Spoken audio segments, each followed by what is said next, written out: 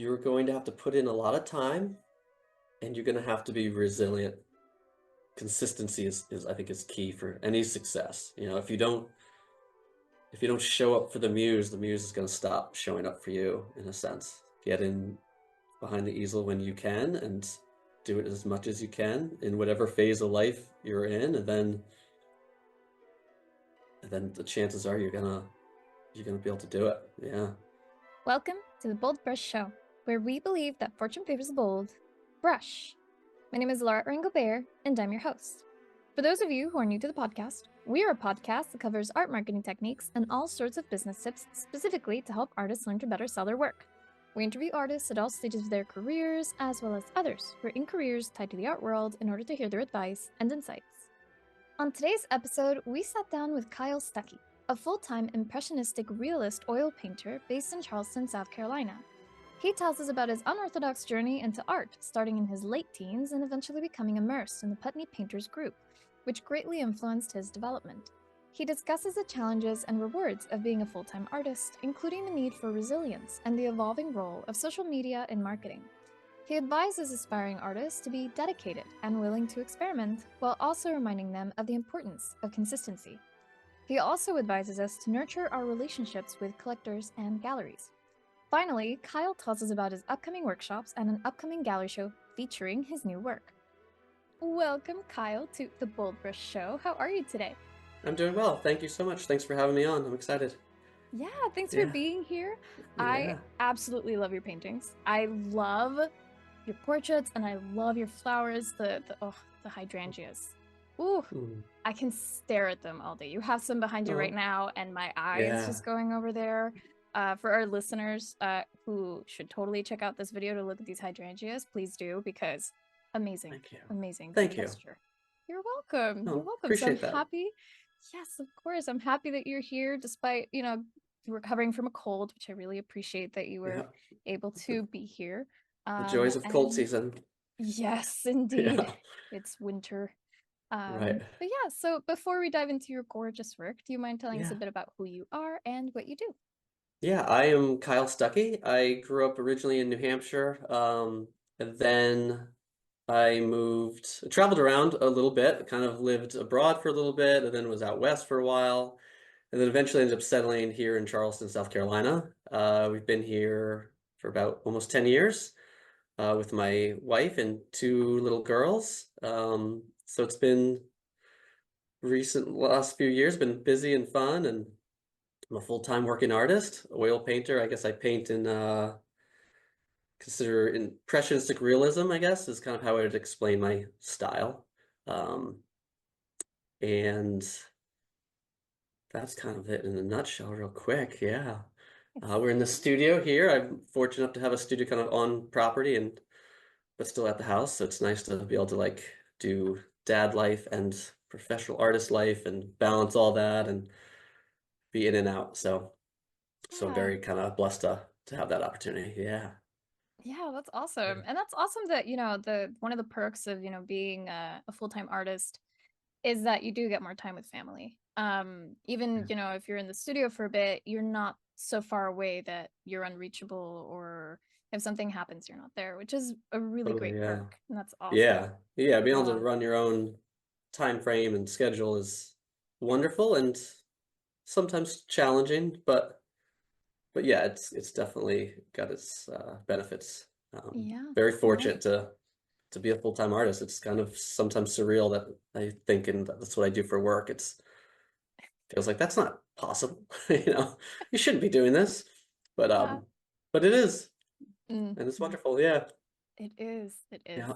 And it's, it's you get so much freedom, right? Like how we were just saying, you get freedom to be with your family, but then also you have that balance of, with great freedom comes great responsibility, where if you take some time for vacation, obviously it is your own responsibility to take care of whatever, economic issues can come up because of that. But totally. I'm guessing you're on the side of the artist who absolutely does not regret it and loves it every day. No, don't regret a thing. No, there's days. I mean, there's I think there's this illusion, or finding this illusion that like if you find the job that you love, you'll never work in your day-to-day life. And I feel like that's a little misleading idea because there's certainly days that I'm burnt out and maybe don't want to get in the studio and paint. Um, but for the most part, it's all good. You know, like when I kind of can reset and realize like what I'm doing for work is is quite a privilege. So, but there's certainly days that you kind of have to force yourself in and uh make it happen and put the time in and realize it's still a job, you know, even if it's sort of a fantasy job. Fantasy job. I love that. Right? Oh man.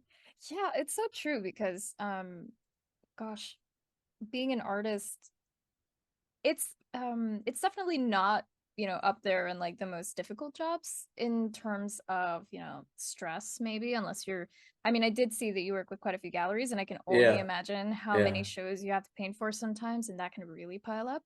Um, but, Hmm. there is a sense of, man, my energy levels today just aren't meeting me where I need to be. So maybe I'll take it a little bit easier, try to get some painting in. Like it's more organic. It's a much more organic way of living compared to the Oh, 9 to 5 yeah, routine that a lot of people have. So it is a beautiful job to have. it is. Which Yeah. actually brings me to one of my first questions, which Yeah. is when did you decide to follow the path of the artist? So I kind of took a pretty unorthodox um, journey, I guess. I actually started my first art class was, I believe, my senior year of high school. And I really just needed like art credit. And I was like, oh, a friend of the, I was homeschooled actually. And a friend of the family was an artist and she offered to give me art lessons and, you know, they go towards my credits. And I just kind of was like, well, whatever, that'll be easy. And, you know, it's art class, whatever. Um, so I just kind of went into it, just doing it. And then that was my first like kind of introduction to, I guess, fine art and real representational masterwork, and um, fell in love with the fact that you can create, you know, these beautiful images out of basically colored paint, you know, just mud and brushes, and it was just fun that like you could create something out of nothing. And I was pretty good at like the early stage, you know, some of the basic stuff came somewhat naturally, I guess. Uh, So once I kind of caught the art bug, if you will, which for me was kind of late in like I wasn't like the 6-year-old that was getting their first painting kid and would always be drawing and doodling. Like I was the sports kid. So for me to be in my late teens and really start to dive into art for what I consider later was sort of strange. But I started working with my art teacher, which was Lori Woodward Simmons, and she was part of the Putney Painters. Um, so I was in the right place at the right time. I eventually got to go up there and paint with that group. Um, Originally, it was just kind of every once in a while, and then eventually I became a full-time member of the Putney Painters, and obviously introduced to Richard and Nancy and that whole crew up there. So I kind of got like push forced into, fell into this like world that people would, you know, would give anything to be a part of. And I kind of just tripped into it in a weird way. Uh, so very, very lucky to have that experience, and then having a lot of, you know, my family and support behind me. Just like go for it, go for the kind of the crazy dream of becoming an artist.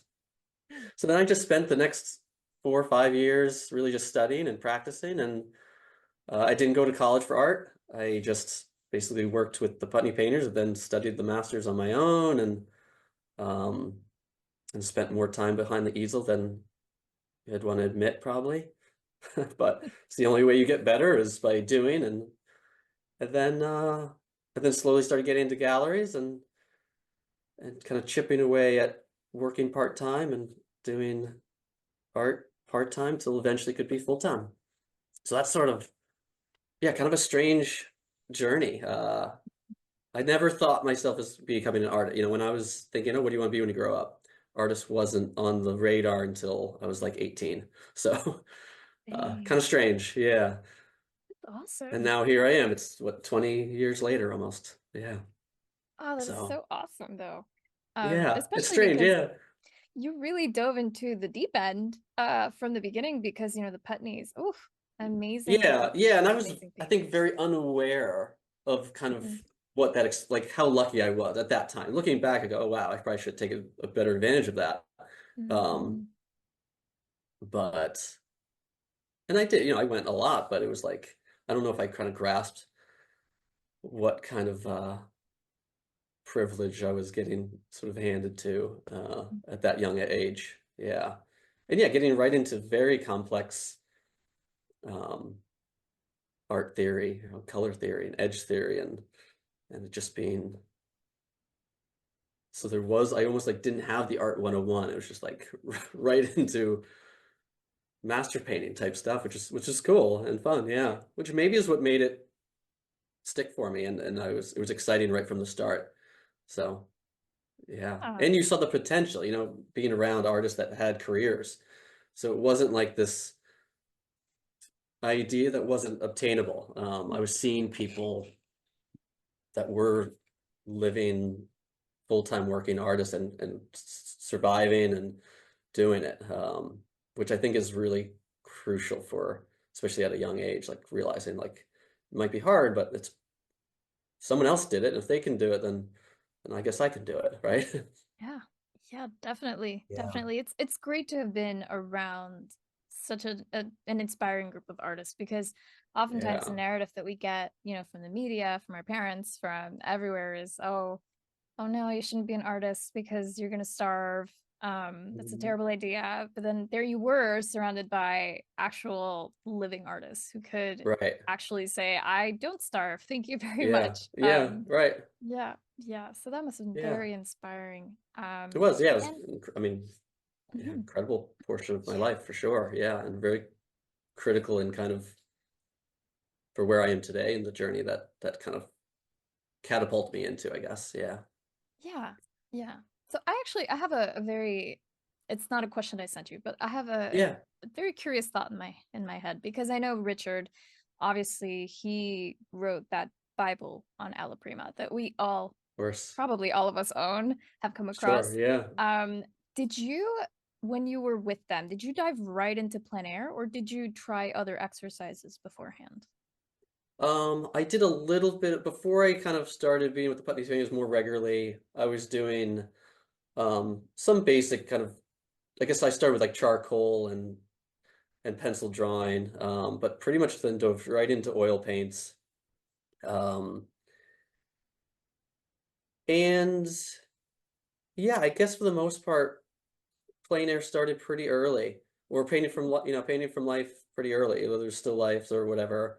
Or at Putney Painter, there's oftentimes models and um, or flower setups and stuff like that. So yeah, pretty early on, just that approach. Like I said, I didn't really have like I didn't have this huge like background of drawing 101 and I don't even have my color theory education really just came from like in the moment learning and but then obviously over the years I've dove into that more but yeah it was kind of all just like dumped into this idea of like how to create great work and compositions and hearing Richard talk about temperature theory and edge how to change edges and why and most of it obviously was just rolling over my head because I had no idea what's going on and then eventually you start kind of chipping away and understanding more and but yeah, it was all kind of happening at once because that's the way that group is. It's just everyone's sort of painting and um, being there is sort of like it was like the Ella Prima book just sort of being casually spoken in the air, right? It was just all that knowledge was just sort of happening, and sometimes Richard would be sort of teaching or just painting, and you could stand behind him and watch him paint and see how he problem solves and uses the brush and Mm. so it was definitely a surreal kind of experience, especially looking back at it, in the moment it was just like, oh, there's a bunch of artists painting, that's fun. But Yeah. uh, yeah, And meanwhile, it's if I like some answered of your the question, I realized yeah, it I kind of did. did And off. you I know, don't meanwhile know. you were surrounded by some of the cream of the crop Hmm. for a lot of Yeah, people of today, those are historic figures at this point, and they're definitely going to go sure. uh down in history. Yeah. And I think the other really great thing about the whole situation too is, you were exposed, you know, happenstance, you were exposed to this, but you were Mhm. exposed to a lot of wonderful people, and people who had a lot of knowledge as well. Which brings me to wonder who then became some of your greatest influences in your work. And do you find that that has changed over time, or do you still Mhm. hold the same few of them very close to your heart? So I think, I mean, obviously Richard is one of the biggest inspirations, being kind of in his presence of learning from his. So I think a lot of his painting philosophy is certainly in my work.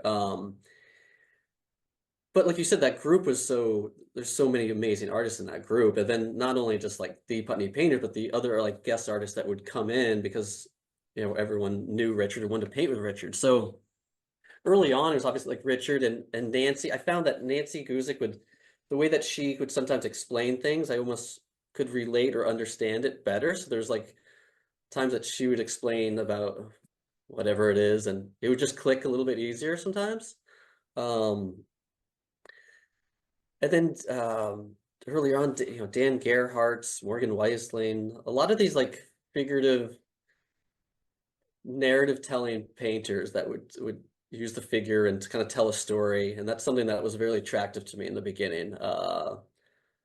It's definitely figurative work that first drove like my love and passion for art, and then that's slowly kind of changed into landscape and still life and a little bit of everything, which again falls back on Richard. I mean, Richard was a painter that he'd paint anything. It didn't matter. He didn't get stuck that he was a portrait painter or landscape painter. He was if it if he wanted to paint it, he painted it, and he painted it masterfully. And um, that's always been certainly like a drive in my career to make sure that if I want to paint it, I hope that I can paint it well, and I want to not be afraid to kind of at least try and see what happens.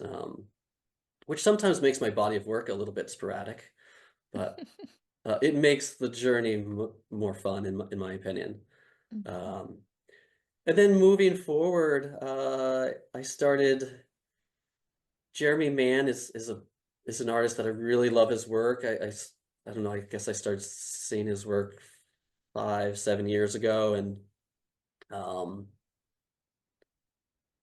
and that's what kind of spurred out like a lot of like his cityscapes. I love that moody and dramatic, a little bit more abstract kind of approach.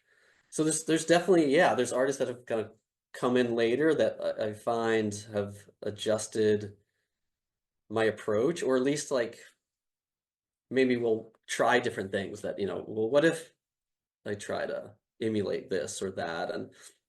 And usually most of that ends up kind of falling away. And then I hopefully pick and choose, and then my artwork has its own kind of voice. But it's certainly built on like kind of the building blocks of artists throughout the last 20 years that maybe come with different approaches, but usually all have a very similar.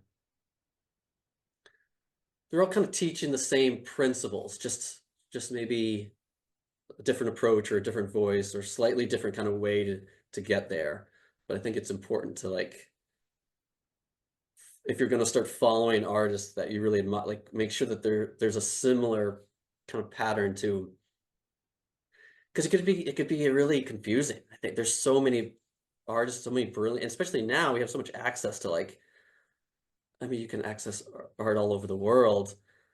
And if everyone's coming from like a really drastically different mindset or approach, that can certainly become like overwhelming, I think. And then you get like scattered and not knowing, well, which way is the right way to paint or which way is the right way to think about any of the aspects of painting. So uh, I found that as long as like And usually the art that I was drawn to was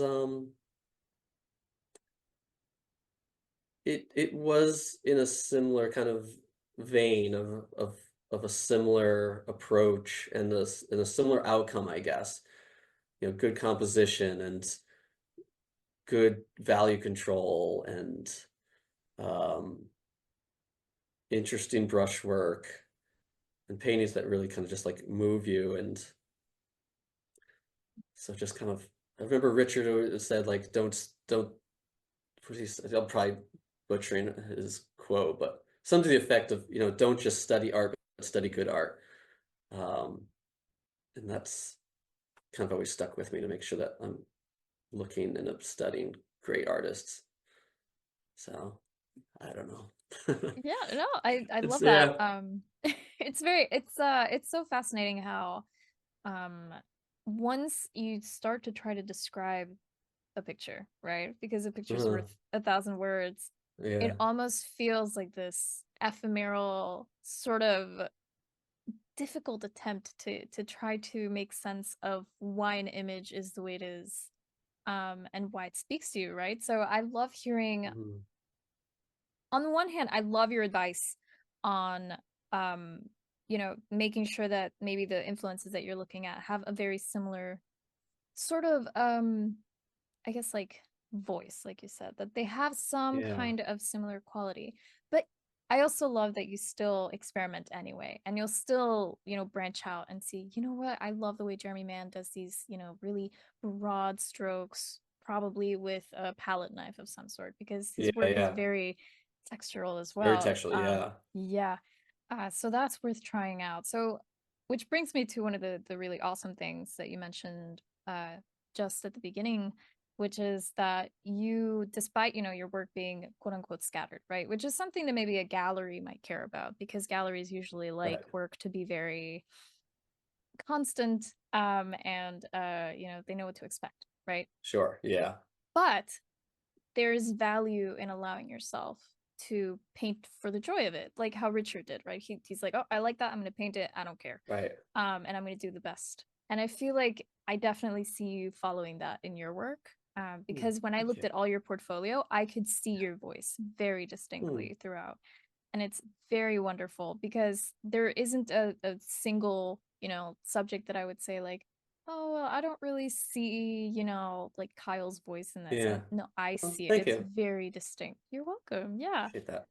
Yeah, I Yeah. think it's that's such a hard balance too. Or for me, it has been, and I think will continue to be hard, probably the rest of my life. But is like that, like you said, like practicing or just trying new things, and yet still making sure that you're staying kind of on track in some sense, and not getting too broken up. But you're not gonna grow or learn if you haven't tried something new, in a sense.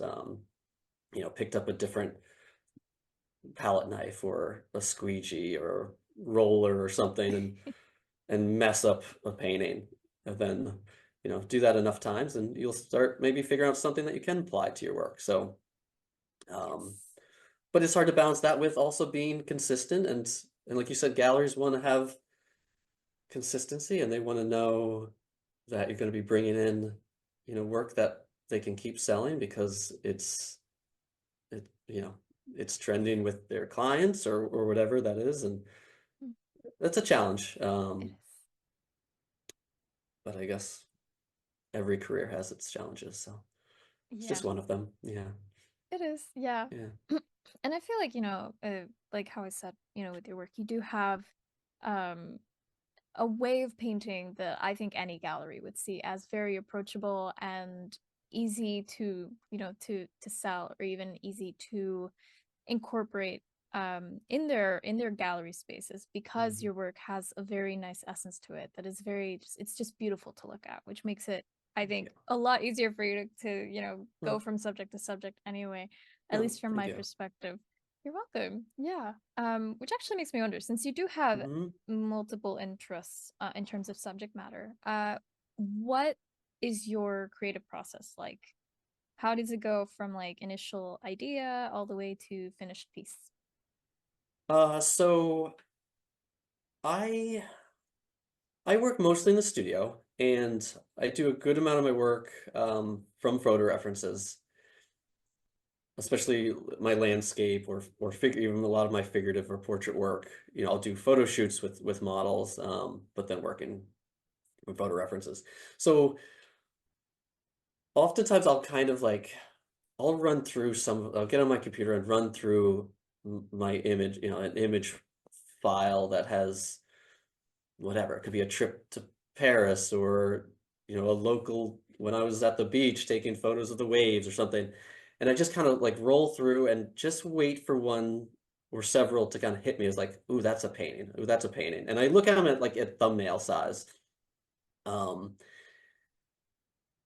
and I just especially and then when something just strikes me like that, I'll kind of put it into a new folder, and then I go from that approach and then I'll say, okay, does this painting is this really have something? And usually maybe I'll do like a little study of it, almost treat it like a plein air. So if it's like a landscape, I'll be like, I'm gonna do 8 by 10, and I'm gonna give myself like a time frame. I got maybe 2 hours or less to do a little painting of this image.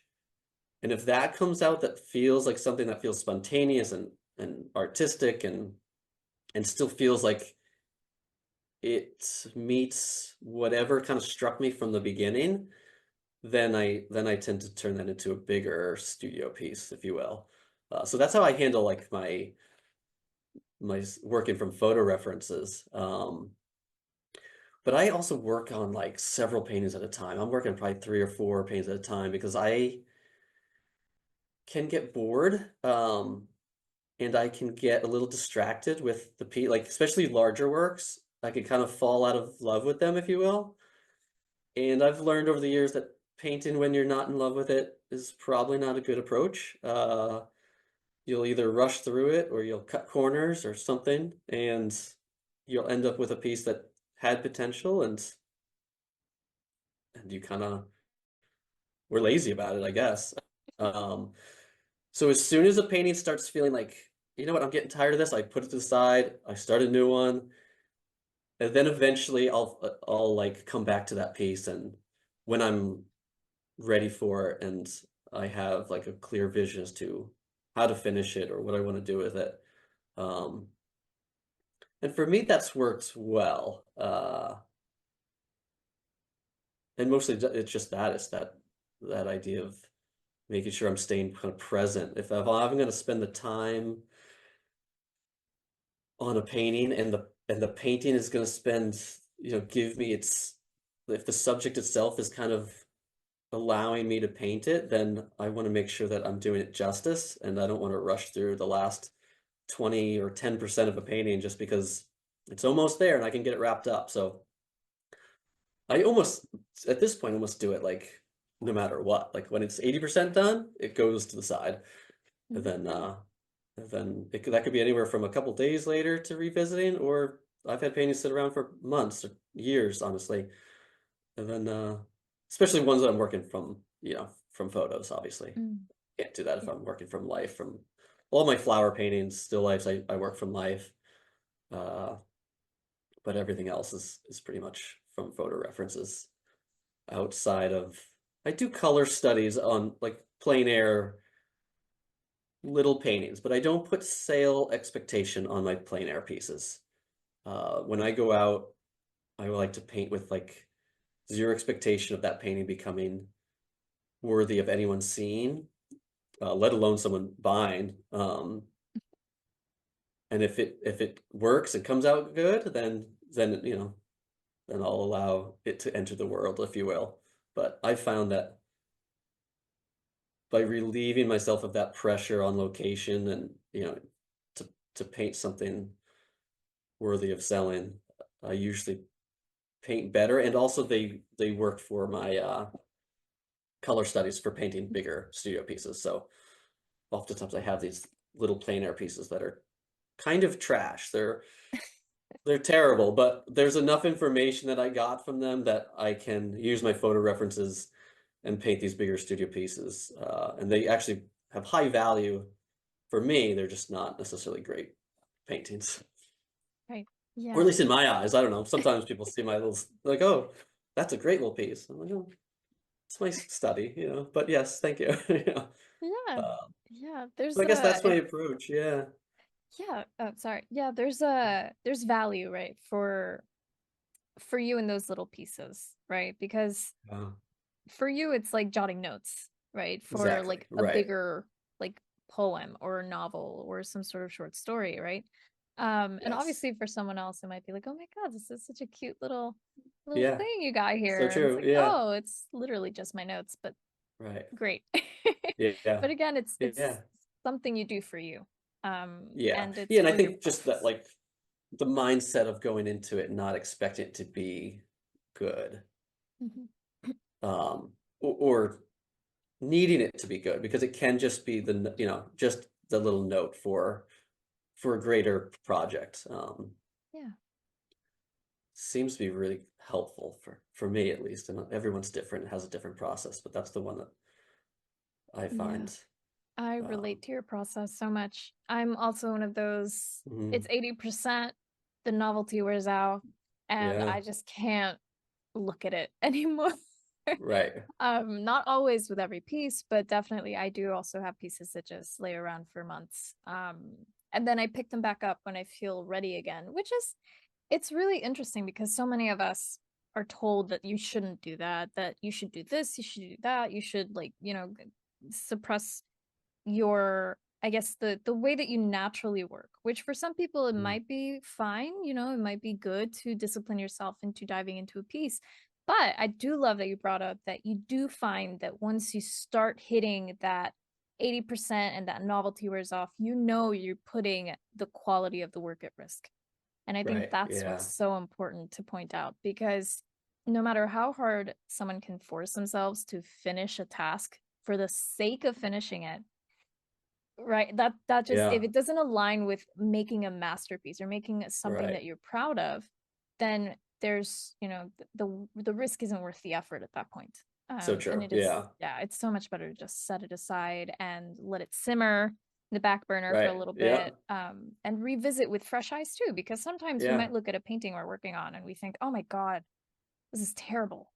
So you right, hide right. it in the back, Yeah, and then you look at it again a few months later and you're like, oh my gosh, how did I do that? yeah. It's not that bad. Yeah, right. There's Yeah, actually a lot of good things about it. Yeah, yeah. You become very exactly. blind to a piece. Yeah. Yeah, because So, you get so hyper focused into it, that you right. start instead, and this is a natural human tendency, you start hyper focusing on the mistakes, So the true. Yes. seeming mistakes, Right.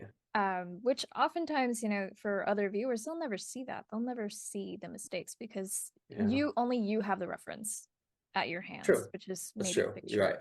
Yeah. So, there's also that.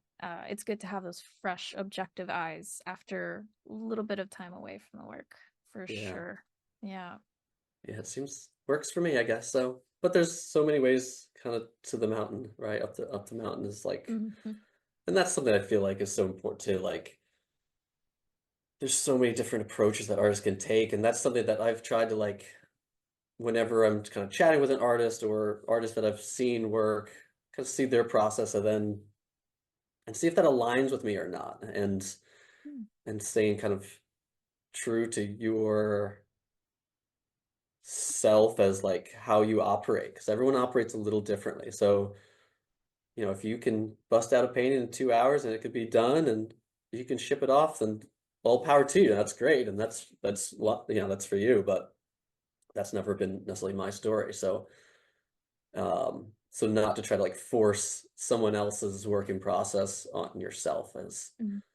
Mm. I think Mm. over the Mm. years I've found, because I would do that in the past. I think, well, if they can do that, I should be able to like learn how to do that too, or um, which hasn't necessarily worked out, when I did that. So Yeah. Yeah. yeah. But that also goes into that experimentation aspect of, figuring out this Hmm. career, like figuring out how Yeah. you work best and figuring out how to basically make the work environment for yourself conducive to, to growth instead of hurting yourself in all of these dumb ways trying to fit a mold Sure. that you think you should fit into. Which is funny because this job in and of itself is very much outside the norm. It's outside of Yeah. the box. So I think that's Yeah. also something that many artists struggle with, is all that freedom. For sure. Yeah. Yeah. Freedom could be making every decision and every possibility can be hard to navigate because when you have all the options, it's hard to settle in on one of them, right? Yep. Yeah. Yep. Decision fatigue. At BoldBrush, we inspire artists to inspire the world because creating art creates magic, and the world is currently in desperate need of magic. BoldBrush provides artists with free art marketing, creativity, and business ideas and information. This show is an example. We also offer written resources, articles, and a free monthly art contest open to all visual artists. We believe that fortune favors the bold brush. And if you believe that too, sign up completely free at boldbrushshow.com. That's BoldBrush show.com. The BoldBrush Show is sponsored by Faso. Now more than ever, it's crucial to have a website when you're an artist, especially if you want to be a professional in your career. Thankfully, with our special link, faso.com/podcast, you can make that come true and also get over 50% off your first year on your artist website. Yes, that's basically the price of 12 lattes in 1 year, which I think is a really great deal considering that you get sleek and beautiful website templates that are also mobile friendly, e commerce, print on demand in certain countries, as well as access to our marketing center that has our brand new art marketing calendar. And the art marketing calendar is something that you won't get with our competitor. The art marketing calendar gives you day by day, step by step guides on what you should be doing today, right now, in order to get your artwork out there and seen by the right eyes so that you can make more sales this year. So, if you want to change your life and actually meet your sales goal this year, then start now by going to our special link, faso.com/podcast. That's faso.com/podcast. Yeah. And then Yeah. I want to dive in a little bit more on something you mentioned earlier, which is you Hmm. actually did have a part-time job and then Yes. eventually tapered it off and became a full-time artist. What Yes. was it like for you to make that jump? And what were some of the challenges that you faced at first? So I started, let's see. So in a strange way, I've never actually had like a real job. I kind of transferred from teenage jobs. My dad was in construction and home improvement, so I worked for him through my teens, then in the early 20s. So I kind of went from being able to do what, the summer job style work to eventually just adding more and more hours of painting time in. And that would go from, so basically working construction full time, and then I'd find hours to paint, and then eventually I'd knock off a day, and I'm only working 4 days a week and 3 days a week, and then probably, well, probably 15 years. So that was probably 5 or 6 years of like probably only painting part time on, on a generous in a generous amount. And trying to think. Then so then I kept just kind of chiseling away at how much painting time I could put in. Eventually that shifted over to be able to be full-time artist. Um, but it didn't come, I was very willing to sacrifice an awful lot.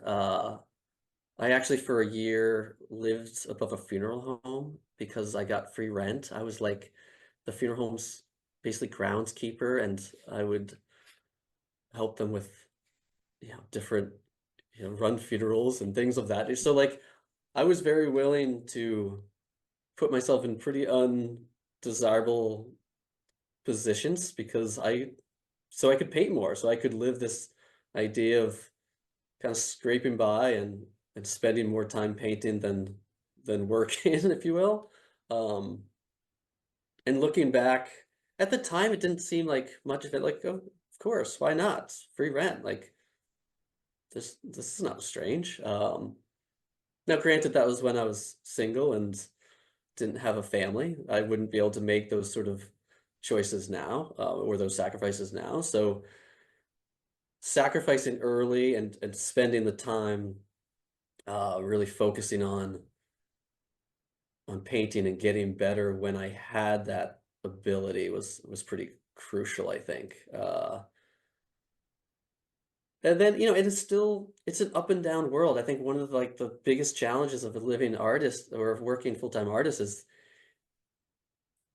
it can be so wonderful and so uh fulfilling, and at the same time it can be highly stressful because it's basically just full of ups and downs. Like the joke, if I kind of always talk to my wife about, like, there is no such thing as like a steady in our career. It's like we're either doing well or it's dead, and sales are dead. It's like, and that seems to be just like the nature of, I don't know, like some cruel joke the universe plays on the art life or something. So you have to be really resilient and really kind of learn to appreciate the highs, um, and expect the lows without necessarily them driving you into sanity. Um, and yeah, so for me it was a slow kind of chip away at the work art balance. And then I eventually was able to just be full time. And it's still a struggle. The art life is still struggle. Luckily I have a very supporting wife. She has a full-time job, and um, she's willing and has been willing to like go through the ups and downs. And I think that's a crucial part of being a successful artist is you got to be ready for kind of a roller coaster ride. And it's wonderful, but it's not all easy, Yeah. especially when there's bills to pay and the kids get sick and the car breaks, all the life things that happen like with every other job, but you don't have necessarily that guaranteed Yeah. income coming in, right? You're you're depending on people to be so in love with something you created that they're spending their hard-earned money on, and it's kind of amazing when I Yeah. think about it. But um, It and is.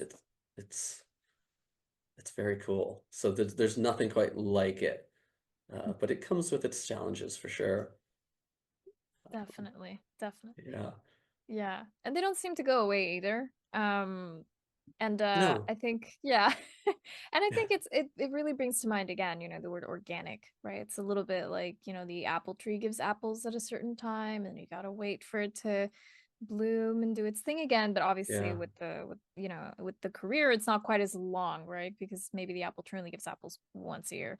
Whereas with painting, it might be a couple times a month, might be nothing one month, might be a Yeah. lot the next month. So it truly is a roller coaster, like you said. And Yeah. you mentioned two things that are actually Mhm. really important. I'm so glad you brought them up, which are finding every opportunity, especially in the beginning, to live below your means. So I don't Mhm. know. I would also take up, someone's offer to live on top of a funeral home if it meant I Yeah. wasn't paying rent. Right. Yeah. Yeah. And then also having that support system. So, Yeah. family, wife, companion, whoever, that Right. is so crucial because Yeah. it really does beat you down. I'm pretty sure you've had your moments where you just hold your face with your hands and you're like, oh my gosh, because What this am is I not doing? easy. Yeah. Yeah, Yeah. Yeah. for sure. Which actually brings to mind, do you find that you have created multiple income streams to try to help, your job along? And what are some of the avenues that you've pursued to sell your work and also create these other income streams?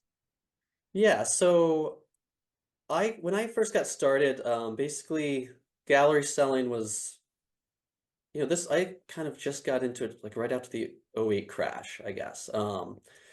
So so it wasn't, yeah, luckily I didn't get started just before, but um so galleries were kind of the direction you went. We didn't have the options we have today with social media and self-selling. I'm sure there's ways to do it, but it would have been harder then. So I got right into just getting into galleries as soon as I could, and as many. At this point, I think I'm in 5 or 6. So the part I sell through galleries.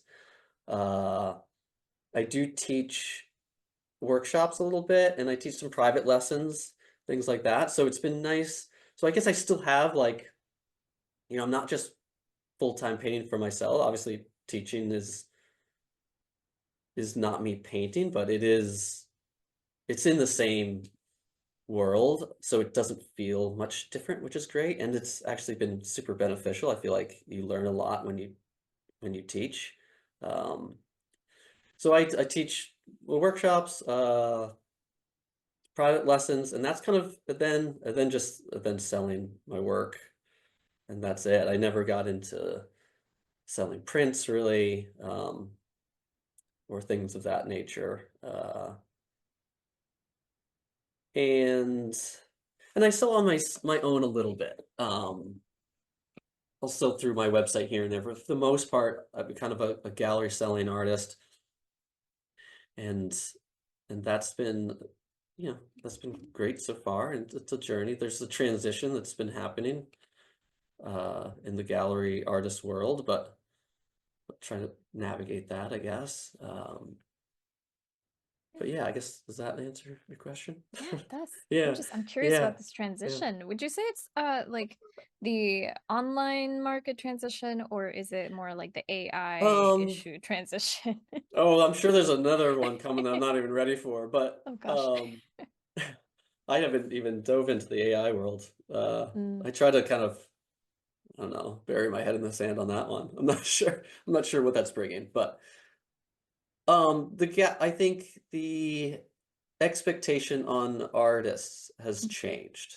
Um, for so long, artists would paint, and I think most artists, that's what they want to do. They want to go in their studio or out in the, outside and paint plein air, or they want to paint the studio and they want to create work. Now, I think you've always needed to wear a lot of hats, right? You've always had to be able to market yourself to some degree and um, organize your life enough to get paintings to galleries. But for so long, I think, galleries handled so much of like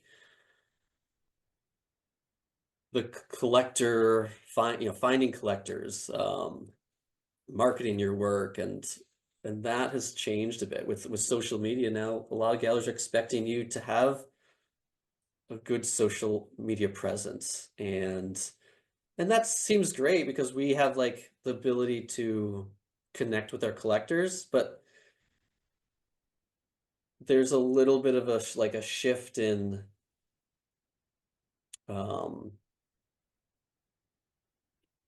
what an artist is expected to the amount of time we're expected to put in, like yeah. you could spend, how many hours you could spend a day building social media or doing reels or TikToks or whatever. And that's basically just taken away from painting time. And I think I don't know what the balance is yet, honestly. I'm kind of in this, I'm not sure like how to balance how much social media presence do you have? How much value does it actually have? Um, and just creating paintings and having galleries do what they do best, and selling.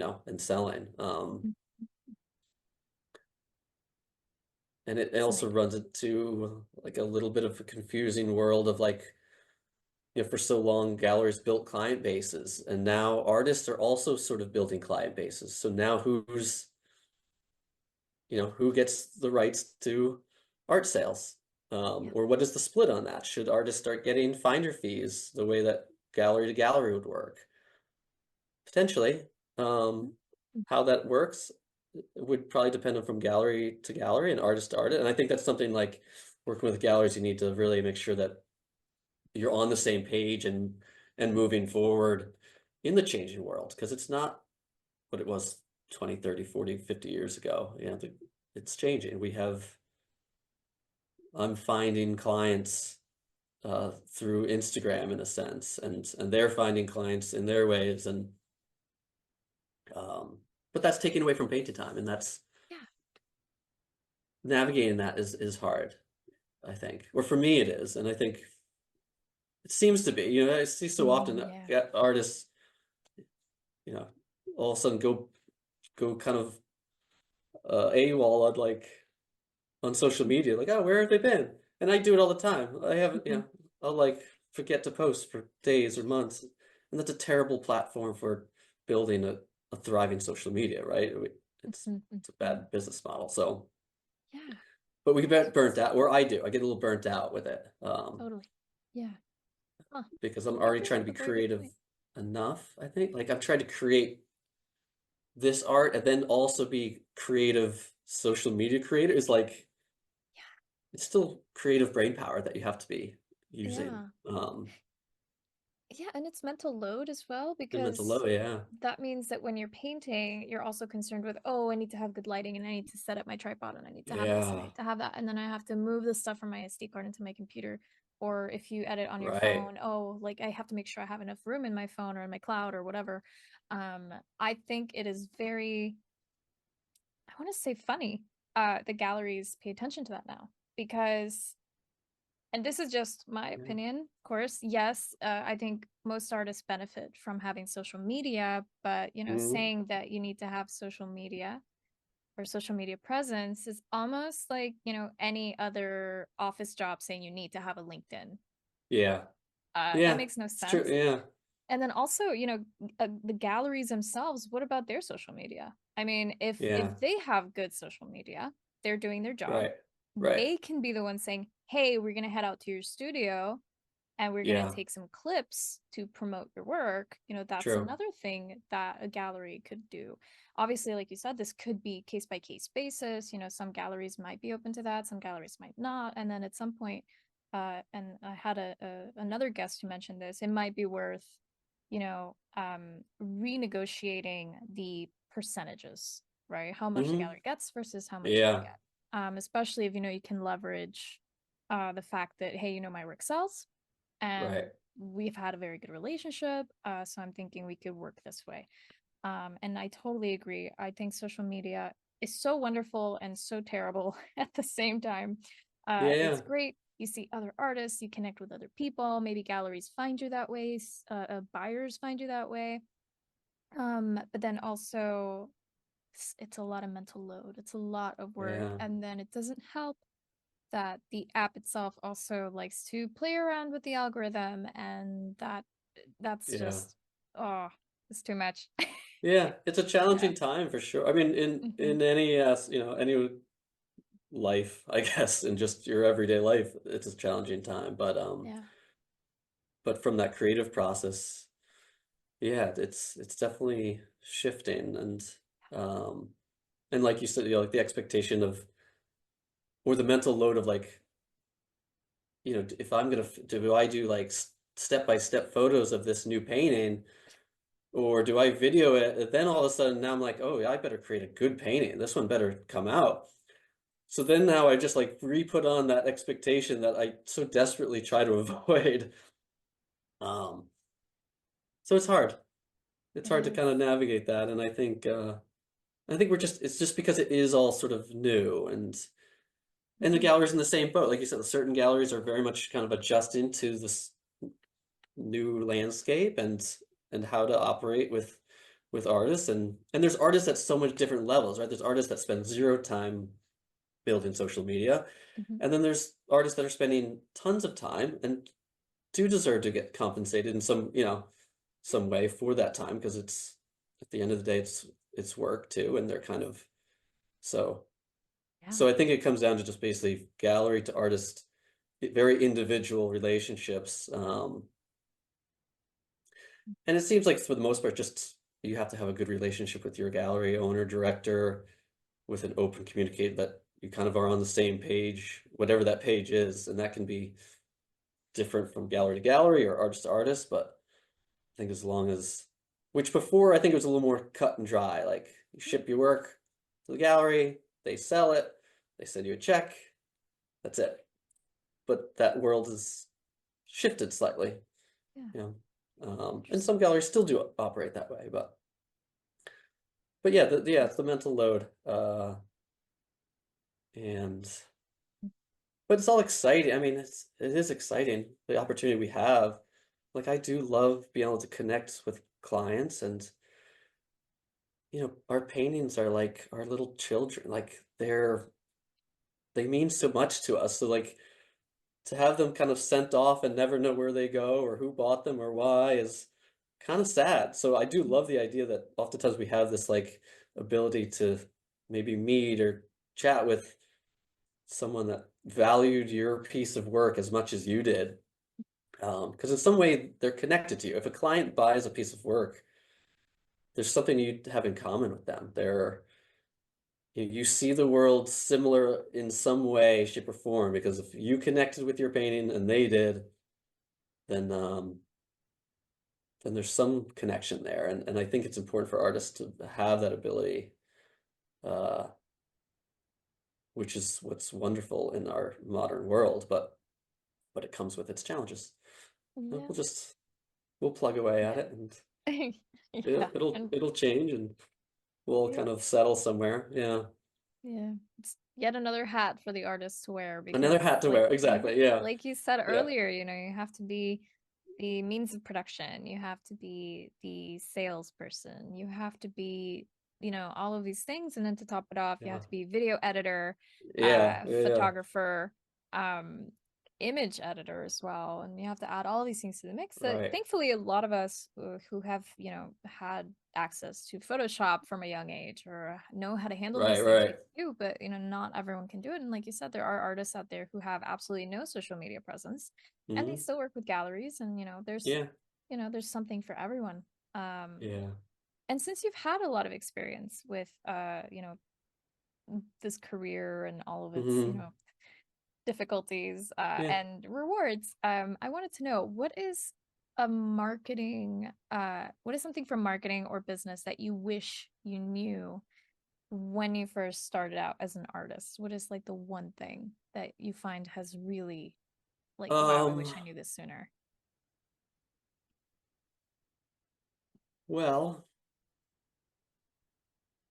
probably consistency. And it's still something we talked about earlier. It's something I still challenge, it's a challenge for me, but consistency in my work, or at least the work that I'm presenting from a marketing sense. It's just making sure that you're creating sort of a brand, if you will, that's very recognized, whether that's like you or your work or this strange kind of combo of the two. And that's not something I do well still. And I think part of it is it's not something that I ever really thought about, or like if I was presented with this idea that you make sure that you're creating a consistent brand that's going to last a lifetime, if you will. And not that it can't change, have nuances as you grow and shift, but um I think maybe that would come a little easier to me now because I'm almost trying to learn that now and do it, and it's a little bit of a challenge. So I think consistency in your work without again sacrificing like the experimental time, like whether you have to block off time of like I'm experimenting now and I'm working for the continuation of a successful career that actually thrives. um so probably that, I guess. uh if I kind of was, yeah, told to create a brand, kind of create a vision and a brand and stick to it a little bit more on track. Uh, maybe if I got that earlier, I don't know. Maybe not. Maybe my personality, maybe it never would have settled. But I think it is very important. Hmm. Whether Yeah. I do it well or not, I think it's important. So, Yeah. Yeah, it's a tough balance because you do, like you said, there's so much value in experimentation and allowing yourself to mhm, explore, um and blocking off time so that you're allowing yourself to do that without pressure. But then also, yeah, having, allowing yourself to also create a brand, right? Because I feel like some people, they might put the horse uh after the carriage, right? The carriage before the horse, and Yeah. they'll try to make a brand and then build their work around that, which I think can Right. also be a mistake. So I also do Sure. appreciate that your path has been very organic in allowing yourself to, meander a bit, figure something out, and Yeah. then now you've landed in a very good pathway for yourself. And it's still ongoing, of course. Yeah. The journey is a destination, as they say. But So true. yeah, it's a good idea though, keeping in mind branding without it being, the defining thing, because that's always going to Yeah. change over time. Your early work is probably totally different from your work now. Um, but yeah, it's very Yeah. interesting. Yeah. Yeah, I guess I'd probably also say like keeping better um records and track of if, when you can, collectors and buyers and students, and really like, because potentially some of those clients may be clients for life or for, for years to come. And I think like making sure that you're really nurturing those relationships when you have access to them, I think that's pretty critical. And that's something, again, like I probably, well, I know I could do better at, um, and I think that would be really helpful for a more successful art careers, really valuing those collectors and realize that, like, keep, whether it's sending them Christmas cards every year, like, I don't know. There's probably all sorts of smart, clever ways to do that, but I think keep building and maintaining that relationship, however maybe small or it is with collectors, I think it's something that can really be helpful for a long-lasting career. Yeah, for sure. But I mean, yeah, luxury brands do that. exactly, And right. we Yeah, may as well be luxury brands because we're yeah, unique, right? we are. Yeah, Yeah. yeah. So I actually wanted to know, do you have like what is the number one advice that you would give to someone who is looking to become a full-time artist? You're going to have to put in a lot of time, and you're going to have to be resilient. You're not going to get through an art career without the real high highs and the real low lows, kind of we talked about before, but I think that's really important for success. You can be winning award after award, and you're thinking, oh, I made, there is, like you just said, like there's no end to the journey, right? Like there is no top of the mountain in this career. There's just the journey, and you're gonna get like these beautiful views every once in a while, and then you're gonna trip and fall on the rocks. It is what it is. So kind of just being like, I think be prepared for those, and being thick-skinned. I think that's like what also makes it challenging, is like this art, like creating art is so like personal and so um it's so vulnerable, I guess. We're creating work that is kind of just like our feelings and expressions of the world that we live in. And at the same time, you have to be thick-skinned enough to take rejection, and that balance can be a little bit challenging. So be resilient and be hopeful and passionate in your work. I think is you have to do these two things. You got to be tough and vulnerable all at the same time. Yeah. Um, that's from just a feeling sense. And work a lot. Just paint a lot. You can go to as many workshops as you want or read the best books. You could read Richard's book 100 times over, but if you're not trying with the paintbrush, it's not going to matter. So you just got to like dedicate time to the easel, whether that's a half-hour day, whatever you got, whatever you can do, but it has to be consistent. Um, Consistency is I think is key for any success. If you don't show up for the muse is going to stop showing up for you in a sense. So get in, behind the easel when you can, and do it as much as you can in whatever phase of life you're in, and then the chances are you're gonna be able to do it. Yeah, Yeah. because it's not impossible by any means. It's just challenging, Yes. Yeah, but it's worth it for sure. Yeah. definitely. Very beautifully said. So, no, Yes. thanks. You're welcome. Yeah, yeah, a lot of very important points in there. And I think it's a very good summary of our entire conversation, basically, which is great. Um, and I actually wanted to know, because I know you do take Hmm. students, Yeah. do you have any upcoming workshops or any shows or anything that you'd like to promote? Yeah, so I just put out my 2025 workshop schedule, which is basically based around the Charleston area. So I'm not doing any workshops that are really outside of Charleston. But I do a couple 1 day little quick workshops, which are always fun, and then I have a couple 2 day plein air workshops, which really kind of revolve around the idea of like painting plein air, using that plein air experience for studio work, and not necessarily just trying to create a great plein air piece, because it's not what I do. But plein air painting is certainly part of my process. So I have a couple 2 day workshops of that nature, and then I do, like I said, private lessons, but it's all obviously here in Charleston. And then I just literally getting paintings packed up and ready to go out to JM Stringer Gallery in Vero Beach, Florida, for a show there. So I got about, I don't know, a dozen or so new work kind of heading up there or down there.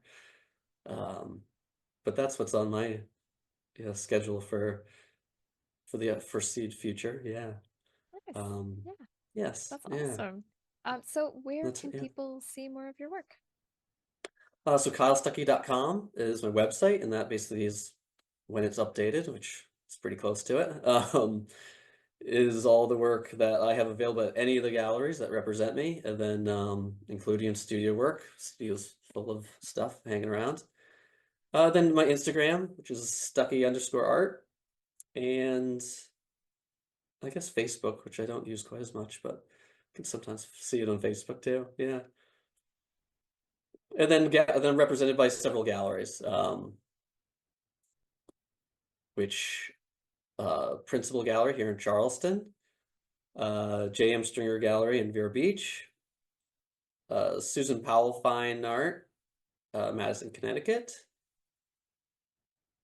Loom Gallery West in Phillipsburg, Montana, and Highlands Gallery in New Jersey. They have a few paintings. So there's several galleries kind of floating my work around, which I'm privileged and honored to be able to work. They all are wonderful galleries, and they work well with their artists and got good relationships. So yeah, that's it. Yeah, Awesome. I think that's all. Yeah. Yeah. Of Yeah, well, thank you so much, Kyle, for being on the course. show and for, sharing art, such awesome advice on, Mhm. art and, all of the career aspects. Thank you. Thank you for having me. Appreciate Yeah, it. of course. Yeah. Great.